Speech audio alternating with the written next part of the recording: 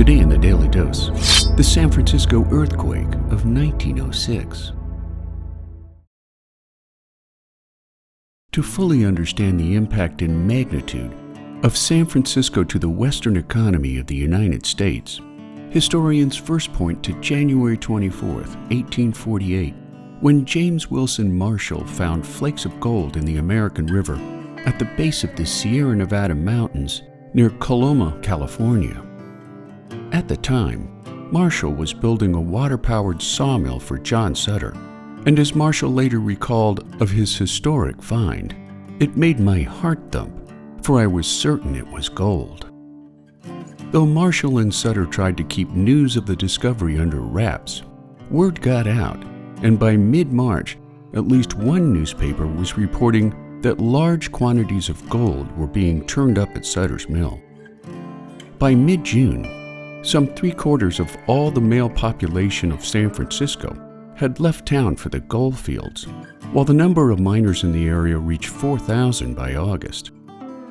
As news spread back east, potential fortune seekers remained skeptical at first, until President James K. Polk addressed a report by Colonel Richard Mason, California's military governor. The accounts of abundance of gold, Polk wrote, are of such an extraordinary character as would scarcely command belief, were they not corroborated by the authentic reports of officers in the public service.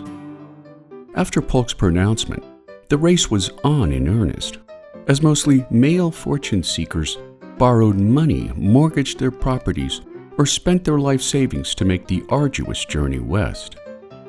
Thousands of would-be gold miners, known as 49ers, traveled overland across the mountains or by sea, sailing through Panama or even around Cape Horn, the southernmost point of South America.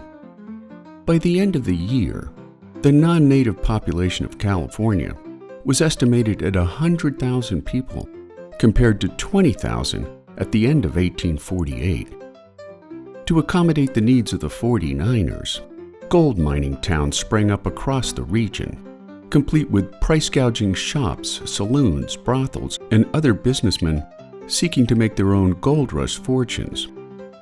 The overcrowded chaos in the mining camps and towns grew ever more lawless, including rampant stealing, gambling, prostitution, and violence. After 1850, the surface gold in California had largely been exhausted, even as would-be fortune seekers continued to pour into the state. As gold became more and more scarce on the surface, the growing industrialization of mining drove many fortune seekers from independence into hourly wage labor. The new technique of hydraulic mining, developed in 1853, brought enormous profits to mine owners, but destroyed much of the region's landscape in return. Though gold mining continued throughout the 1850s, it had reached its peak by 1852, when some $81 million was pulled from the ground, leveling off to around $45 million per year by 1857. Settlement in California continued, however, and by the end of the decade, the state's population topped out at 380,000 non-Native Americans, making the California Gold Rush a steady driver during America's push for westward expansion.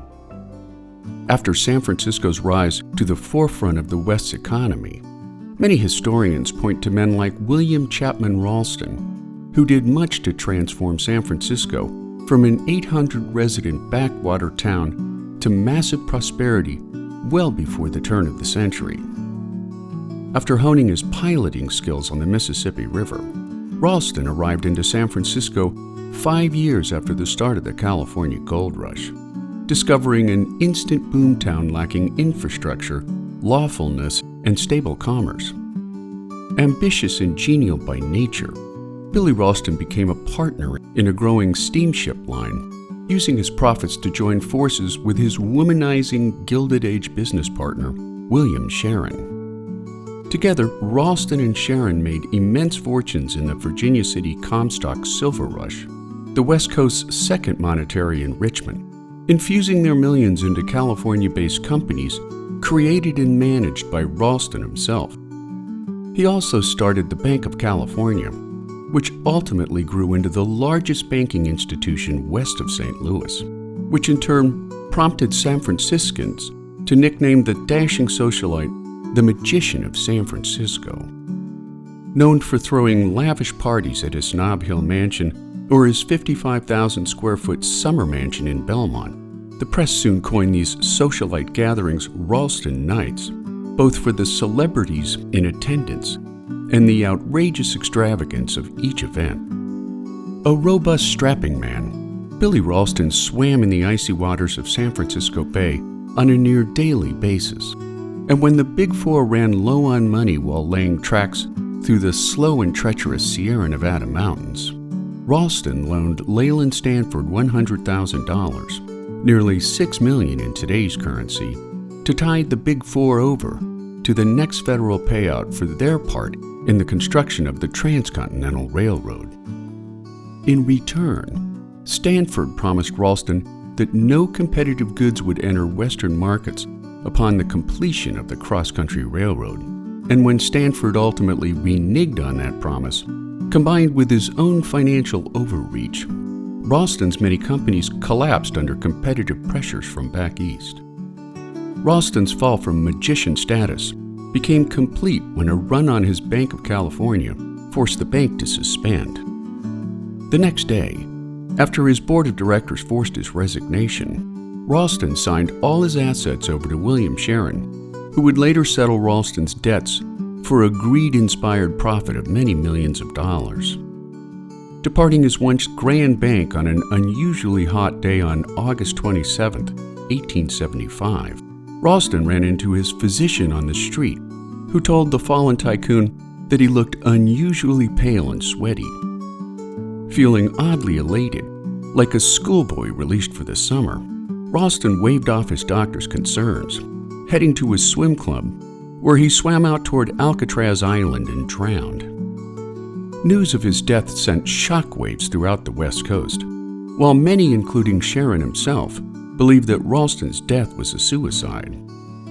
So beloved by San Francisco for all his many contributions, in 1941, 66 years after his passing, the people of San Francisco erected an obelisk in his memory and honor. Thanks to the gold rush, followed by the Comstock silver lode and nurturing men like Billy Ralston, by the dawn of the 20th century, San Francisco had grown into a thriving metropolis with a population of some 400,000 lives, making the city by the bay the largest in the American West.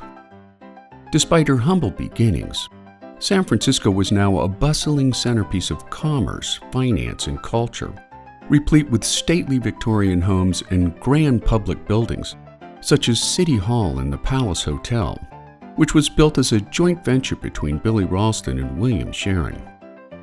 However, beneath the ever-expanding grandeur of the city lay the San Andreas Fault, which remains a major tectonic boundary between the Pacific Plate and the North American Plate that was about to trigger one of the worst disasters in American history. At 5:12 a.m. on April 18, 1906, the city was struck first by a tremor that woke most of the city's residents, followed by a violent earthquake lasting from 45 to 60 seconds. So violent, in fact, that the quake could be felt as far away as southern Oregon all the way to San Diego and inland well into Nevada.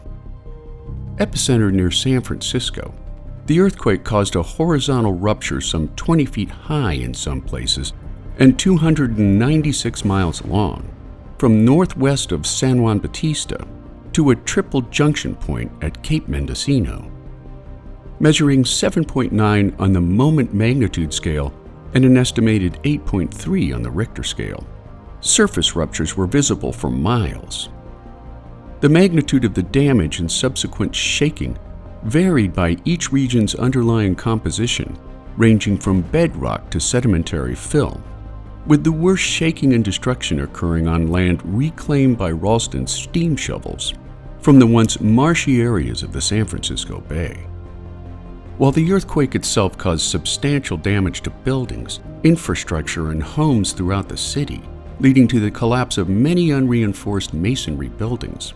The city's water mains were also damaged, soon to become a critical factor in the impending disaster yet to come. Within minutes after the big shake, fires broke out across the city, ignited by broken gas lines and overturned stoves, while the lack of water pressure caused by ruptured water mains made it nearly impossible to fight the fires, which soon raged out of control through most of the city.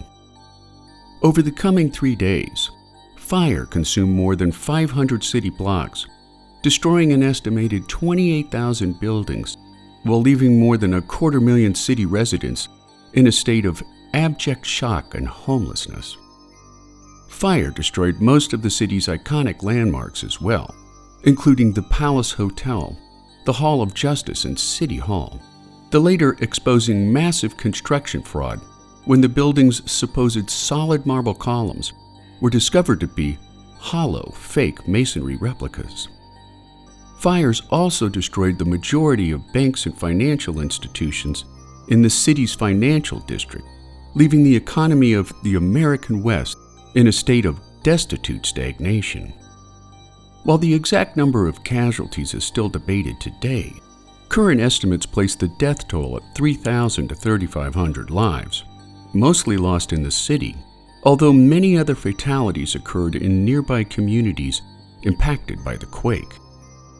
Temporary refugee camps were set up in parks and other open spaces, leaving survivors with limited access to food, water, and sanitation, leading to rat infestation and the deaths of 79 people to one outbreak of bubonic plague in 1907 alone.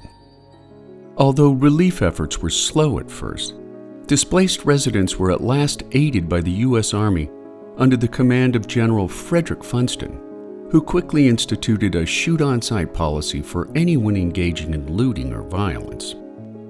Led by Dr. Edward Devine, the American Red Cross descended on the city to distribute supplies, clothing, and medical care, while donations from across the country and the world sent both funds and supplies for the relief of San Franciscans.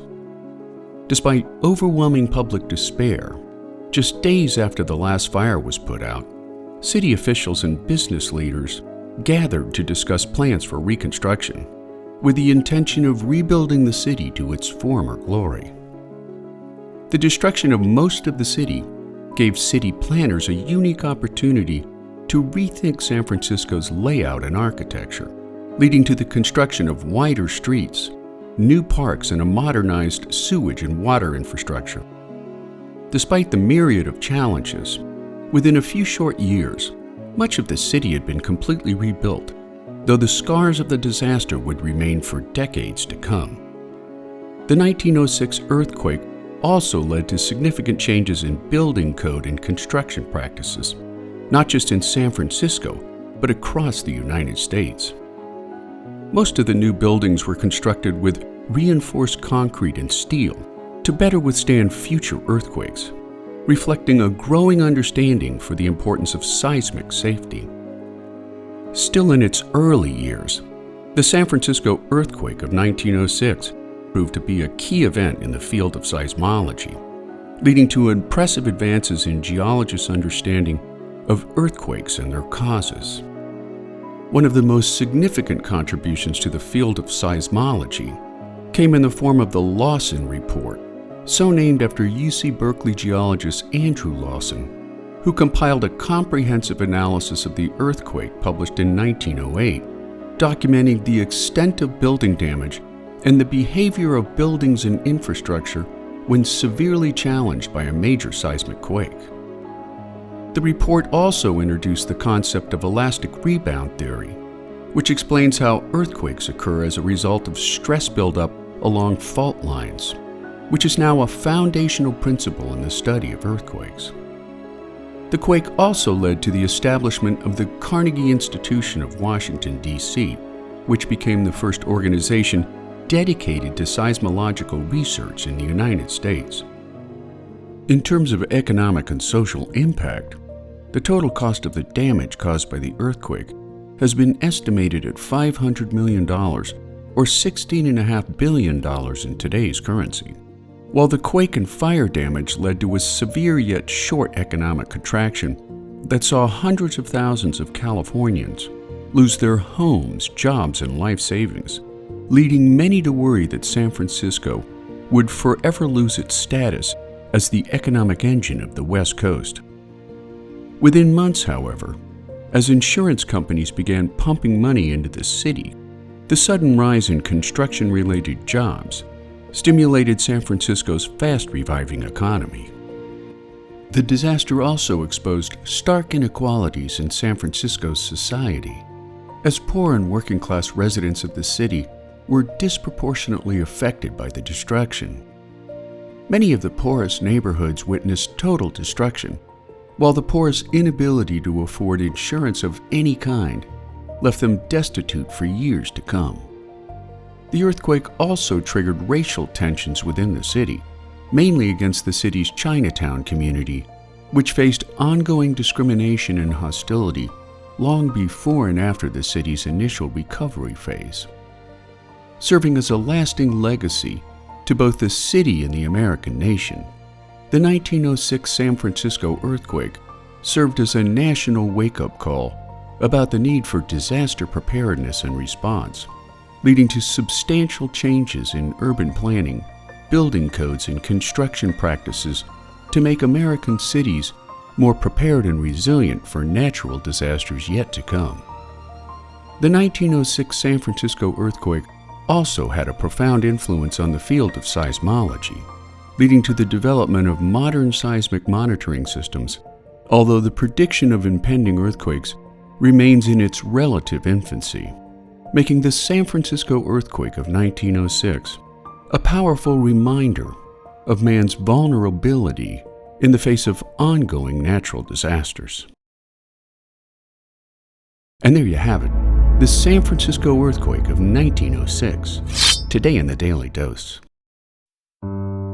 Today's Daily Dose documentary is brought to you by PlatoSpeech.com, a lesson planning tool leveraging content like this and much more for educators and homeschooling parents. Check out the description for more information so that you too can teach something new every day.